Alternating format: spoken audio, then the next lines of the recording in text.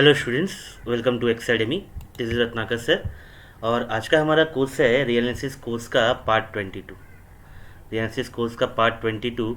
इसके आगे हमने 21 पार्ट किए हैं, जिसमें हमने set theory, the set of real numbers, उनके ऊपर डिफरेंट एक्सियम्स वो हमने देखे, जिनकी जो कंप्लीटनेस प्रॉपर्टी है, आर्किमिडियन प्रॉपर्टी है, और जो फील्ड प्रॉपर्टी है आर के ऊपर, वो हमने देखा।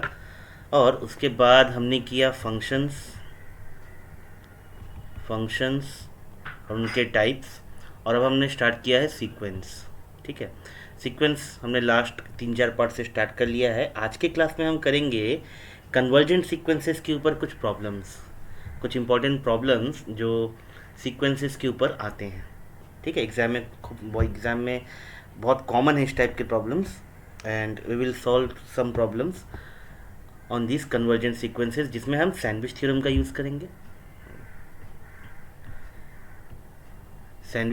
यूज़ करेंगे और जो प्रॉपर्टीज़ हमने सीखी है लास्ट क्लासेस में, उनका हम कुछ यूज़ करेंगे।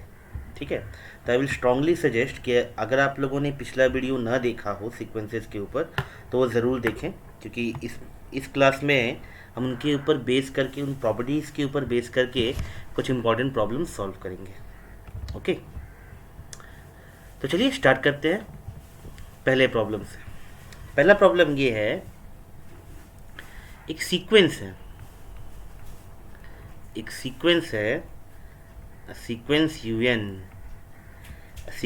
un, this is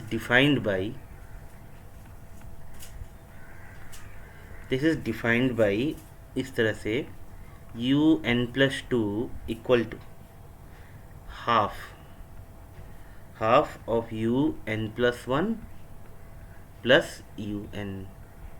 ठीक, जब हम सीक्वेंस को इस तरह से डिफाइन करते हैं, this type of sequences are called recursive sequences.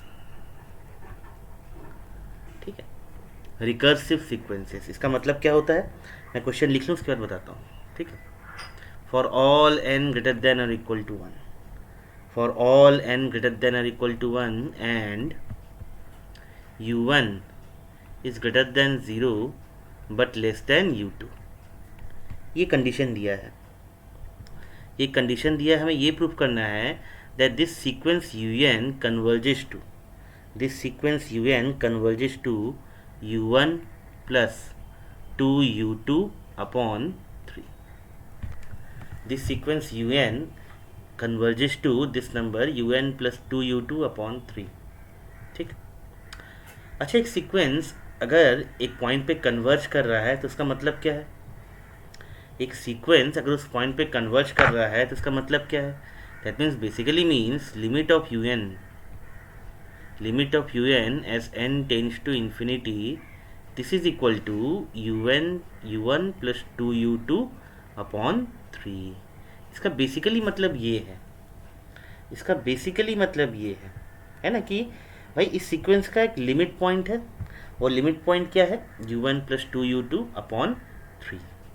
ठीक है, अब आते हैं रिकर्सिव सीक्वेंस पे। देखो, रिकर्सिव सीक्वेंस या रिकर्सिव डेफिनेशन, हम उन सारे डेफिनेशंस को बोलते हैं जिनमें सीक्वेंस के बाकी टर्म्स जो हैं वो पिछले टर्म्स के ऊपर डिपेंडेंट हो।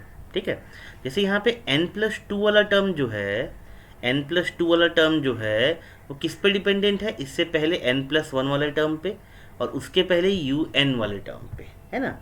तो n+2 वाला जो टर्म है वो इनके पिछले दो टर्म n+1 और n पे डिपेंडेंट है। ठीक, तो इस तरह के डेफिनेशन को हम बोलते हैं रिकर्सिव डेफिनेशन। और क्योंकि ये हम सीक्वेंस में कर रहे हैं, इसलिए इसे हम बोलते हैं रिकर्सिव सीक्वेंस। ठीक है, तो चलिए स्टार्ट करते हैं इसके सॉल्यूशन से। सॉल्यूशन देखते हैं। पहले बात तो ये क्लियर है कि भाई u2 माइनस u1 ये चीज़ 0 से बड़ी है, दिस इज ग्रेटर देन 0, ये बात तो क्लियर है ना। अब u3 माइनस u2 देखते हैं क्या आता है। अच्छा, u2 माइनस u1 बड़ा कैसे हुआ 0 से? Via this condition. ठीक है, तो अच्छा u3 क्या आता है? u3 ये डिफिनेशन हमें बोलता है, u3 आता है हाफ ऑफ u2 इससे पहले वाला टर्म प्लस u1 ये आता है -u2, -u2 ये आता है। ठीक, तो इसका मतलब क्या है? इसका मतलब ये है कि भाई ½ u2 प्लस ½ u1 -u2, मतलब -½ u2 प्लस ½ u1 ये आता है। इसका मतलब क्या है? अगर मैं -½ कॉमन ले लूँ, अगर मैं -½ कॉमन ले लूँ तो अंदर क्या आएगा? u2 -u1। अगर मैं -½ कॉमन ले लूँ तो अंदर क्या आएगा? u2 -u1 ये आएगा, ये आएगा। सिमिलरली u4 -u3 ये कितना आता है? देखते हैं। u4 का मतलब क्या है? हाफ ऑफ, इससे पहले दो term u3 plus u2 minus u3 कितना है? u3 कितना था? u3 कितना था? Half of u2 plus u1। ठीक, ये है डेफिनेशन, ये है डेफिनेशन। तो ये क्या आ रहा है? देखिए u3/2 plus u2/2 minus u2/2 minus u1/2 ये आ रहा है, ये आ रहा है ना? ये आ रहा है। अब u3 का वैल्यू तो हमें पता था, u3 का वैल्यू तो हमें पता था। चलिए ये plus u2/2 minus u2/2 cancel कर लेते हैं। u3 का वैल्यू क्या था? u3 का वैल्यू था half of u2 plus u1 ये था, माइनस u1/2 माइनस u1/2 ये था। सॉल्व करते हैं। 1/4 u2 plus 1/4 u1 minus half u1 ये आएगा, ये आएगा, है ना? अब 1/4 u1 माइनस हाफ u1 क्या हो जाएगा? ये 1/4 u2 माइनस 1/4 u1 ये हो जाएगा। तो अगर मैं यहाँ से, अगर मैं यहाँ से कॉमन लूँ, क्या कॉमन लूँ बताओ? क्या कॉमन लूँ यहाँ पे? देखो, इसे मैं इस तरह से लिखूँ -½ का होल स्क्वायर, तो ये 1/4 होता है, तो ये 1/4 होता है। और यहाँ से मैं u2 माइनस u1 कॉमन ले लेता हूँ। इसे इस तरह से लिखा जा सकता है, बिल्कुल लिखा जा सकता है ना? इसे इस तरह से लिखा जा सकता है। ठीक, सिमिलरली, सिमिलरली हम लोग जब un माइनस un-1 कैलकुलेट करेंगे, you can check, you can check, ये तुम्हें करना है। ये आएगा -½ पावर में n-2, पावर में n-2 u2 माइनस u1। ठीक है, ये तुम्हें चेक करना है। Check, this will come in this pattern, this will come in this pattern. ठीक है, तो अगर अब इन सबको ऐड करें, अगर इन सबको ऐड किया जाए लेफ्ट हैंड साइड से, अगर लेफ्ट हैंड साइड से इन सबको ऐड किया जाए तो देखो क्या होगा? Plus u2 minus u2 cancel हो जाएगा, plus u3 minus u3 cancel हो जाएगा, प्लस u4 माइनस u4 इसके नीचे आएगा, कैंसिल हो जाएगा। सिमिलरली, सिमिलरली इससे पहले प्लस un-1 आया होगा और ये माइनस un-1 ये कैंसिल हो जाएगा। बचा रहेगा, बचा रहेगा ये वाला टर्म और ये वाला टर्म, है ना? बाद बाकी डायगोनल वाइज सारे एलिमेंट कैंसिल हो जाएंगे, बाद बाकी डायगोनल वाइज सारे एलिमेंट कैंसिल हो जाएंगे। बचा रहेगा un और माइनस u1। ठीक है, un और माइनस u1। तो ऐड करते हैं, ऐड करते हैं। आई होप यहाँ तक सबको क्लियर होगा। ऐड करते हैं इसे, क्या आएगा? एडिंग दीज क्या मिला हमें? un minus u1, un minus u1 ये कितना आ गया? ये आ गया u2 माइनस u1, तो सब में कॉमन था, उसे कॉमन ले लेते हैं। अंदर आएगा 1 प्लस -½ प्लस -½ का square plus up to so on, up to so on कहाँ तक? -½ टू द पावर n-2 यहाँ तक आएगा। ठीक है, तो ये क्या है? ये एक जीपी है, ये एक ज्योमेट्रिक प्रोग्रेशन है। ठीक है, फर्स्ट टर्म क्या है? 1 है, कॉमन डिफरेंस क्या है? -½ कॉमन डिफरेंस क्या है? -½ है ना? तो इसका सम कितना आने वाला है देखते हैं। ये ये आएगा u2 माइनस u1 इंटू अंदर a into 1 minus r to the power n। Number of terms यहाँ पे क्या है, नंबर ऑफ टर्म्स यहाँ पे कितने हैं, 1 2 n माइनस 1 तक, तो यहाँ पे क्या आएगा n minus 1। Number of terms यहाँ पे n माइनस 1 है, divide by 1 minus of minus half, है ना। क्यों, सम ऑफ एपी क्या होता है, सम ऑफ जीपी क्या होता है, sum of GP is equal to a into 1 minus r to the power n divide by 1 minus r। वही हमने यूज़ किया है, वही हमने यूज़ किया है। तो नीचे क्या आ रहा है देखो, 1 प्लस हाफ, 1 प्लस हाफ मतलब 3/2, 1 प्लस हाफ मतलब 3/2 से बाहर निकालें तो ये 2/3 हो जाएगा, 2/3 इंटू u2 माइनस u1। अंदर क्या रहने वाला है, 1 minus of minus half to the power n minus 1, ये रहने वाला है, ये रहने वाला है। ठीक, अब इसका लिमिट लेते हैं, limit of un minus u1 as n tends to infinity, ये कितना होगा, limit of n tends to infinity 2/3 u2 minus un into 1 minus half to the power n minus 1। अब हमें क्या पता है, लिमिट ऑफ, हमें क्या पता है, हमें पता है limit of minus half to the power n minus 1। यही टर्म तो लिमिट पे डिपेंडेंट है, n पे डिपेंडेंट है, और कोई टर्म तो n पे डिपेंडेंट है नहीं, है ना। ये कितना हो जाता है, ये ज़ीरो हो जाता है, ये ज़ीरो हो जाता है। ठीक है, दिस स्टैंडर्ड लिमिट, ये ज़ीरो हो जाता है। ठीक, तो limit of un as n tends to infinity, ये कितना हो जाएगा, ये हो जाएगा u1 plus 2u2 minus u1 upon 3, ये हो जाएगा। तो ये कितना हो जाएगा, 3u1 plus 2u2 minus 2u1 upon 3, ये हो जाएगा। इसका मतलब u1 प्लस 2u2 अपॉन 3, ये हो जाएगा। तो this is your answer, this is your answer, ये है तुम्हारा आंसर, है ना, this is your answer. Clear,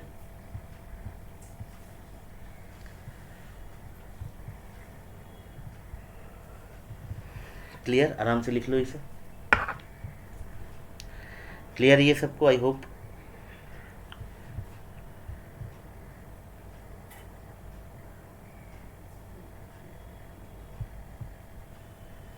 ठीक है, तो इस प्रॉब्लम में हमने लिमिटिंग कंडीशन का यूज़ किया है, इस प्रॉब्लम में हमने लिमिटिंग कंडीशन का यूज़ किया है। हम एक नेक्स्ट प्रॉब्लम करेंगे, हम एक नेक्स्ट प्रॉब्लम करेंगे जिसमें हम यूज़ करेंगे सैंडविच थ्योरम का, हम एक नेक्स्ट प्रॉब्लम करेंगे जिसमें हम यूज़ करेंगे सैंडविच थ्योरम का। चलो अगला प्रॉब्लम लिखते हैं, सेकेंड प्रॉब्लम।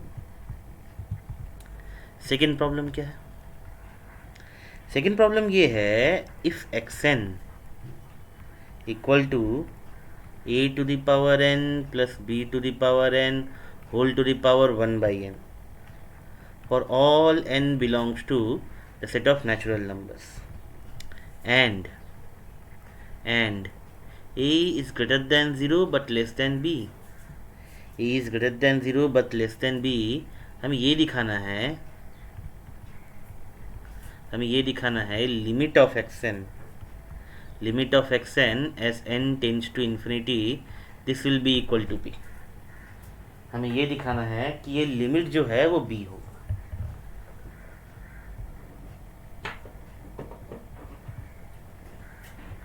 हमें ये दिखाना है कि ये लिमिट जो है वो b होगा। चलिए दिखाते हैं।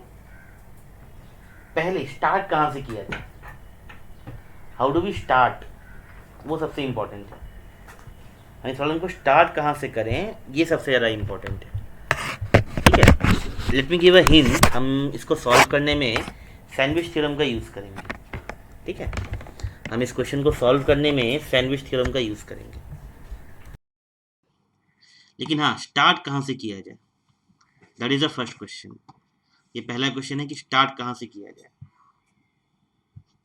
चलो स्टार्ट करते हैं। पहले हम देखते हैं एक्सन को, अगर हम यहाँ से b कॉमन लेना चाहें तो अंदर कितना आ जाएगा, अंदर कितना आ जाएगा, a by b whole to the power n, a by b whole to the power n plus 1 whole to the power 1 by n, ये आ जाएगा, ये आ जाएगा, है ना।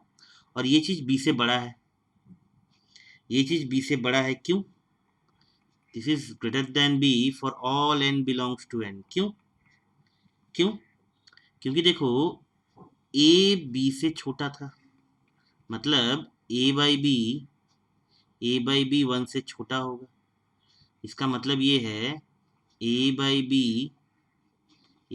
B whole to the power n, ये भी 1 से छोटा होगा, ये भी 1 से छोटा होगा, है ना, ये भी 1 से छोटा होगा।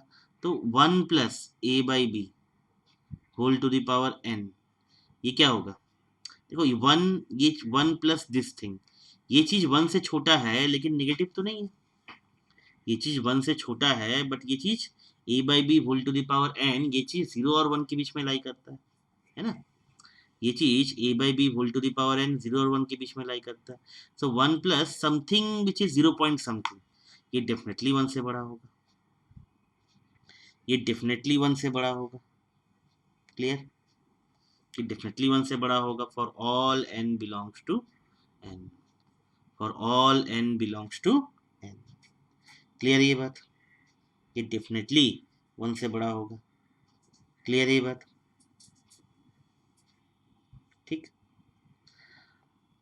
अगेन अगेन a का वैल्यू b से छोटा है लेकिन 0 से बड़ा है, इसका मतलब क्या है, इसका मतलब क्या है कि भाई a to the power n ये भी b to the power n से बड़ा होगा for all n belongs to n, for all n belongs to n, ये होगा, ये होगा, इसका मतलब क्या है, a to the power n plus b to the power n, this is less than, both side हम b to the power n add कर देते हैं, तो ये क्या हो जाएगा, 2b to the power n, है ना, a to the power n plus b to the power n, this is less than 2b to the power n, ये होगा, ठीक।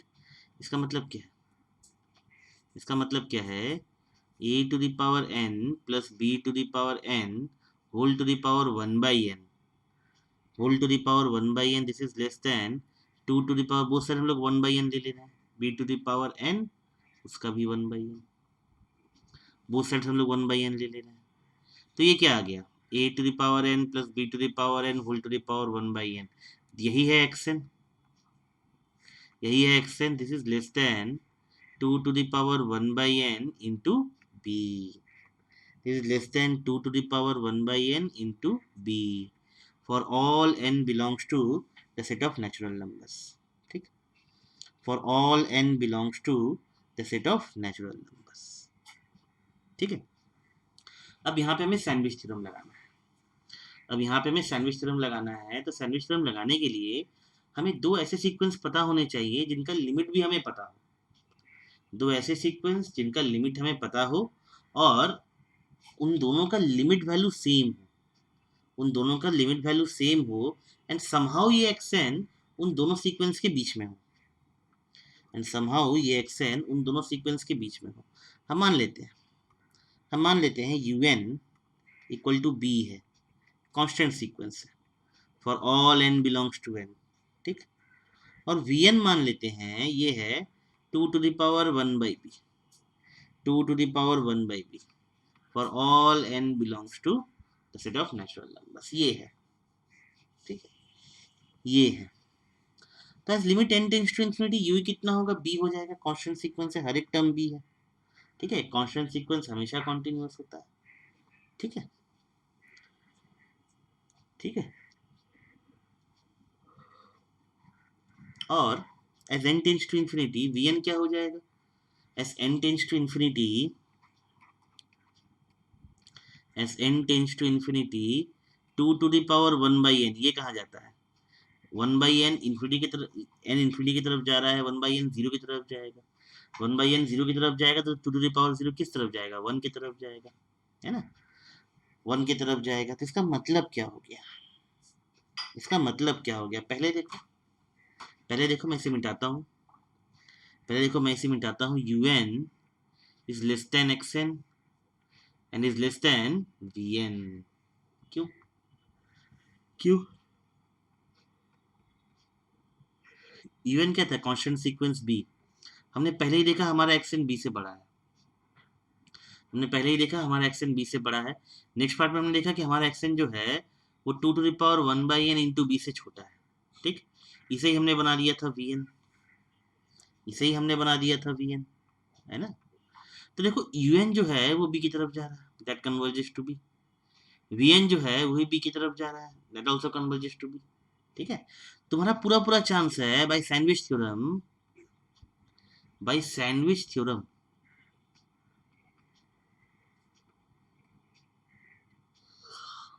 ठीक है। Since limit of un is equal to limit of vn equal to b as n tends to infinity, and since un is less than xn is less than vn, this implies what? This implies what भाई? ये B की तरफ जा रहा है, ये भी B की तरफ जा रहा है, तो हम भी बी की तरफ जाएंगे। ठीक है, समझ में आया? Clear?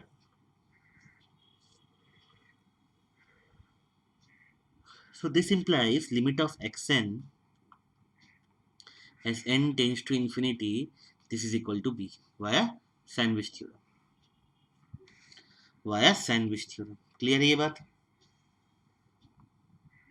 Via sandwich theorem. Clear है ये? देख लो, लिख लो, मैं 10 सेकंड का टाइम देता हूँ, लिख लो, जो ना लिख पाए वो स्क्रीनशॉट ले ले। ठीक है,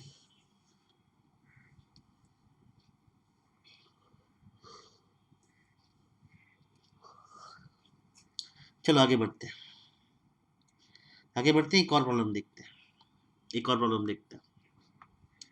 मानते हैं 3 नंबर, सपोज un जो है वो 0 से बड़ा है, 0 से बड़ा है for all n, and limit of this thing nth root of un, nth root of un, this is equal to mu, this is equal to mu। हमें ये दिखाना है, हमें ये दिखाना है to prove this limit n+1 root over अंदर फिर से n+1 as n tends to infinity. कितना होगा ये? हमें ये दिखाना है ये कितना होगा, म्यू होगा।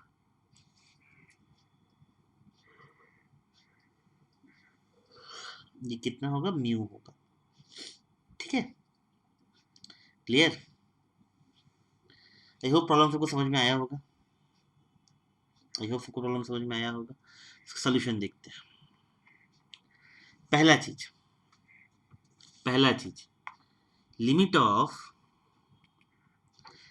Of root over n+1 into, यहाँ पे मैंने गलती कर दी, इंटू un+1, सॉरी,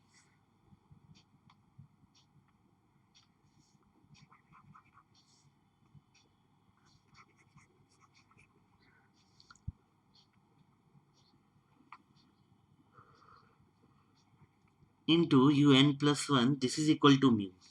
ठीक है, तो पहले देखते हैं limit of root over n+1, इसका nth रूट क्या होता है, इसको इस तरह लिख सकते हैं, limit of n+1 whole to the power 1/n+1,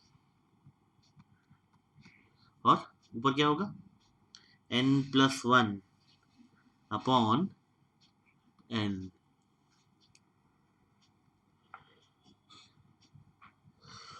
check करो सही लिखा है या नहीं, चेक करो सही लिखा है या नहीं, चेक करो। सही लिखा है, सही लिखा है। अब देखो, since limit of n to the power 1/n as n tends to infinity. This is what? 1. So this means limit of n plus 1 whole to the power 1 by n plus 1 as n tends to infinity. कितना होगा? कितना होगा? ये कितना हो जाएगा? 1 हो जाएगा। ये कितना हो जाएगा? 1 हो जाएगा, है ना? अब since limit of u n plus 1 upon n, limit of n plus 1 upon n as n tends to infinity, ये कितना हो रहा है? ये 1 हो रहा है, and limit of n plus 1, ठीक है, whole to the power 1 by n plus 1, कितना होगा? ये 1 होगा, 1 होगा। तो इससे हमें क्या पता चलता है? Hence by definition nth root of n plus 1, this is equal to 1. This is equal to 1.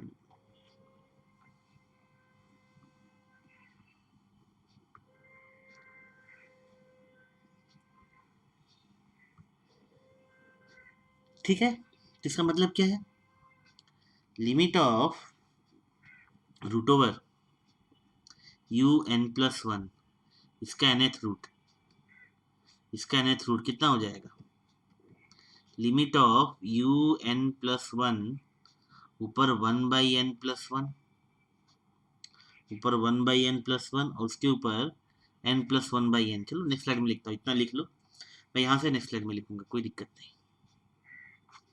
मैं यहाँ के बाद से नेक्स्ट स्लाइड में लिखूंगा, कोई दिक्कत नहीं, पहले इतना लिख लो।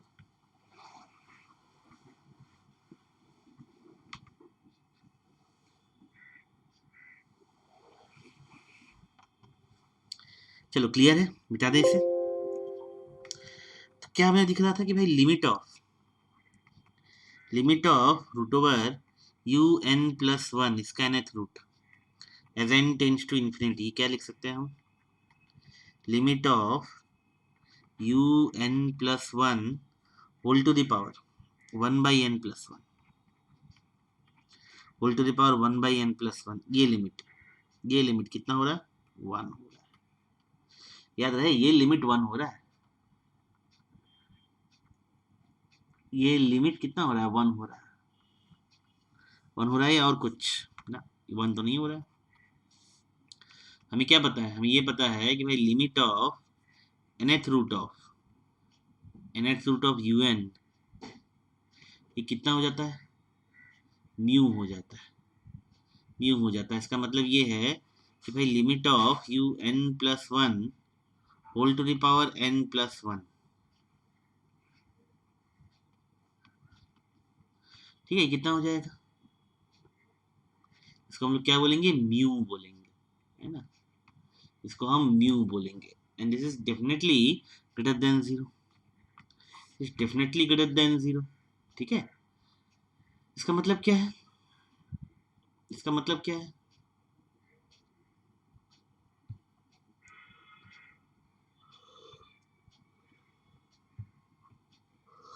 इसका मतलब क्या है? इसका मतलब है हमारा रिजल्ट, है ना? Hence root over n plus 1 into u n plus 1, इसका nth root, this will become mu, which is greater than 0, ठीक ठीक। इस तरह समझो, ये लिखा है, ये इस तरह से लिखा है,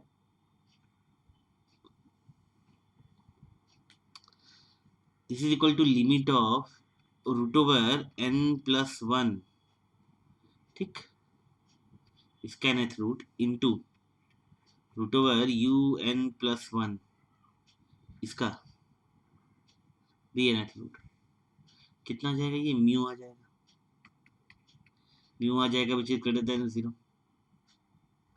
क्लियर? समझ में आया?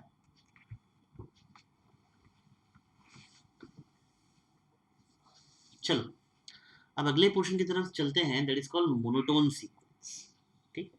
मोनोटोन सीक्वेंस क्या होता है? मोनोटोन फंक्शन हमने देखा था, आज की क्लास में मोनोटोन सीक्वेंस डिफाइन करेंगे। कुछ नया नहीं है, सीक्वेंस भी तो एक फंक्शन ही है नेचुरल नंबर सेट से किसी भी और सेट पे, है ना? तो चलो स्टार्ट करते हैं, समझते हैं what is monotone sequence. What is monotone sequence? ठीक है, तो अ रियल सीक्वेंस माने real number sequence. A real sequence xn is said to be monotone increasing sequence is said to be monotone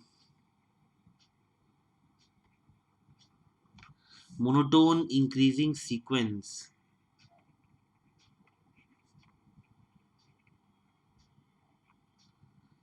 ठीक, monotone increasing sequence if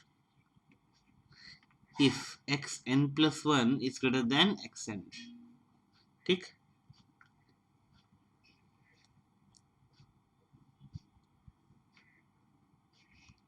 ठीक है, ठीक है,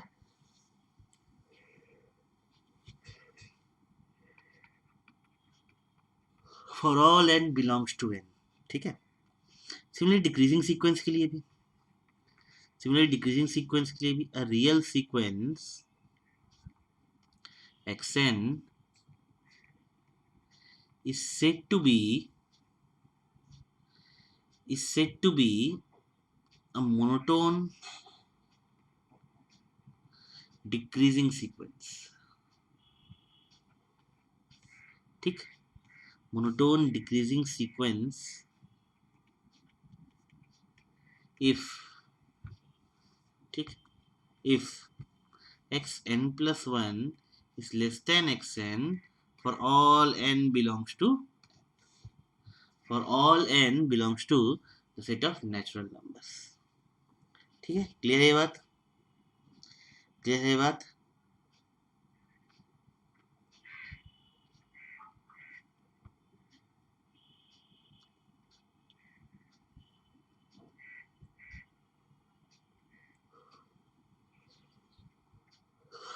चलो आगे चले।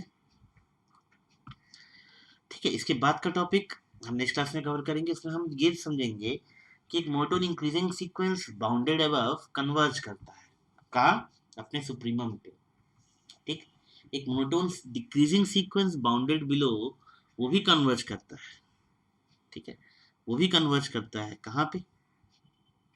कहाँ पे? एफ पे, है ना? एफ पे। तो हम लोग सब कुछ एक एक करके सीखेंगे। आज की क्लास के लिए इतना ही। Thank you so much.